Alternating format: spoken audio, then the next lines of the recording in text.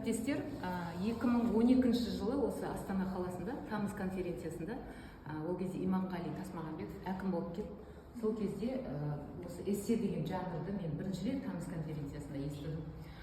Бұл қандай жанр екен деп әдебиетші ретінде өзім іздендім. Оған дейін енді мен Дулат Исабековтың Асқар Сүлейменов деген ақын туралы эссесін оқыған болатынмын.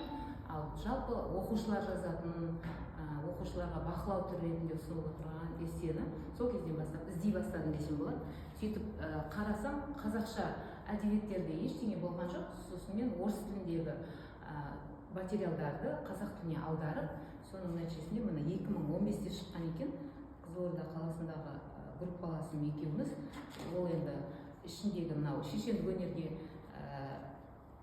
неден дайындап, ол кезде ОБТ-да болатын шешендік өнерден сұрақтар, бірақ ешқандай әдебиетте болмайтын. Ол сол жағын қосты. Сосын мен өзім оқушыларға жазғызып жүрген жазба жұмыстарыменен жалпы эссе туралы не білуіміз керек, оны қалай түсінуіміз керек, осындай кітапша етіп шығарған болатынмын. Аттестацияға дайындап шығаратын едік қой, эссе жазуға көмектеп. Ол енді оқушыларға арнап шығарылған эссенің шығармашылық жұмыстардан айырмашылығы не? Шығарма мен эссені енді сол кезде мұғалімдердің шатастырып жатқан кезде енді мен кішкене бір эссе деген бір шығармашылықтан гөрі аргументке сүйенетін, дәлелдейтін жұмыс екен деп осыны жазып қойған болады. Өшінде қошемет көрсетіп бірақ кейін 2013-тен бастала қойған жоқ. Конкурстарға эссені сол кезде шығарып жүр. Мұғалімдер әйтеуір өз білгенше дайындап жүрді, оқушылар жазып жүрді. Бірақ әлі күнге дейін енді келесі жылы оқушыны бастай бастаған кезде, ал солар білмейді, шығарма мен эссені екеуі бір емес па деген сияқты мұғалімнің де аузынан естідім, оқушының да аузынан естідім. 2017 жылы бірінші емтиханға қойылды ғой сол кезде, 11-ші сынып. Сол кезде тағы да ой келді маған. Бұл неге әлі оқушыларымыз эсседен шатасып жүр? Яғни мұғалімдерге көмек керек екен ғой деген мақсатпен мені сол кезде Шымкент қаласындағы әріптестерім, сен осындай қорғаған едің ғой, бізге бір көмек керек болып тұр.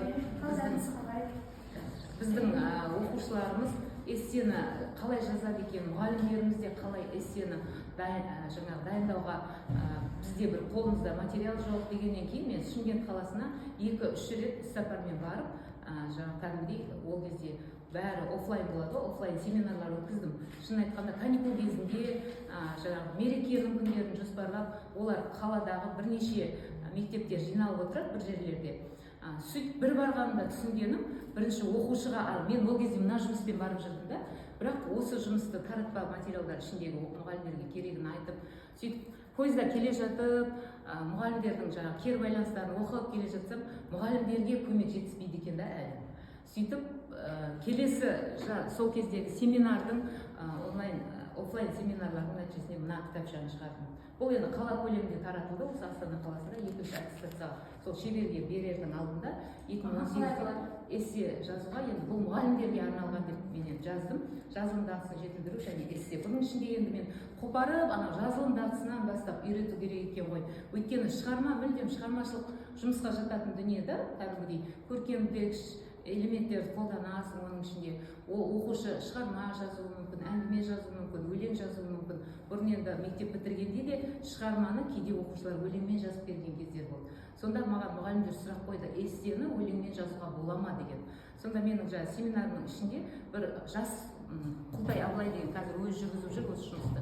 Ақын отырды да, сол мұғалім кейін қалып, семинардан кейін қалып маған сұрақтар қойып, сонда шынымен де өлеңмен жазуға бола ма екен деп. Мен ойланып тұрдым да, неге болмайды дедім. Өйткені біздің бүкіл толғауларымыз, ойланып қарасам, кәдімгі біздің ата-бабаларымыздың толғауларының бәрі эссе сияқты. Басында толғап келеді да, оған дейінгі кіріспе бөлімі бәрін айтып келеді да, ішінде аргументтер келтіреді ғой біздің ақын жырауларымыз. Сосын ана балаға мен тапсырма бердім. Абылай, сен келесі семинарға дейін өлеңмен жазып қойсаңшы деп. Ол бала керемет эссе жазды. Күлтегін жырлары бойынша қазіргі Қазақстан мен бұрынғы қазақ мемлекеттің құрылуын салыстыруға бола ма деген тақырып бар ғой. Сол бойынша ол бала кәдімгідей кіріспе бөлімін жазып, ана жерге аргументтерді келтіріп отырып, өлеңмен эссе жазып шықты. сол кезде маған ой келді, енді бір жұмысты жазсам ғой, анау қазақтың бұрынғы ауыз әдебиетінде ол эссе дегенді француз тілінен келген, батыстан келген деп бізге айтып жатыр ғой. Біздің қазақ әдебиетінде эссе деп аталмағанмен, біздің толғау жанрымыз кішкене осыған келетін сияқты. Толғаудың үш түрі бар ғой, арнаулы толғау, шешендік сөздің үш түрі бар. Толғай арнау, сұрай арнау және арнау деген, шешендік даулар деген кезде.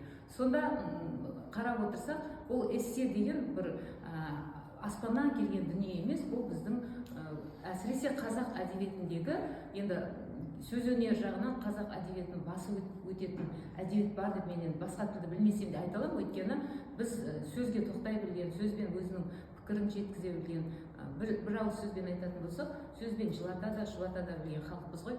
Сондықтан да мүмкін емес эссе жанрының енді атау басқа болған шығар, қазақ әдебиетінде болмау деген қазір пікірді шынымен айтқым келеді.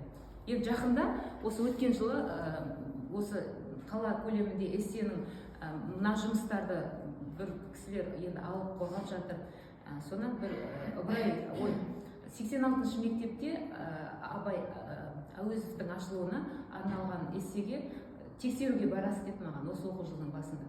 Сонда жаңағы дарыннан келген Жадыра Ерғалиқызы бірге тексеріп отырдық. Тағы бір ақын қыз отырды, тағы бір-екі мұғалім отырды, 66-шы мектептен келген.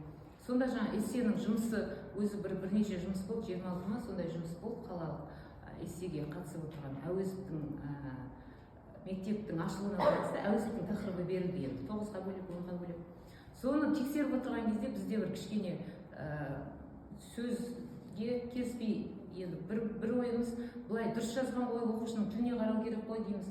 Біреуіміз айтамыз, жоқ, эссенің құрылымы сақталмаған дегенді көрді де дағыны жаңағы кісі маған, сіз эссенің құрылымы туралы айтсаңшы, жазсаңшы деп, мына журналға осы кеше барып алып келгенім осы эссенің жалпы құрылымын түсіну керек. Ең бірінші, бұл енді жазылымның бір ерекше түрі, сосын соның ішінде нанымды жазылымға жататын эссе, ал шығармашылық жұмысқа жатады. Нанымды дегеніміз оның ішінде белгілі бір аргументтер болу керек, белгілі бір аргументке сүйеніп жазу керек. Мектептегі эссені бір белгілі бір талапқа келтіріп алуымыз керек деген тоқтамды осы кішкене шағын ғана мақалада енді 2 бетке 8 жаздым.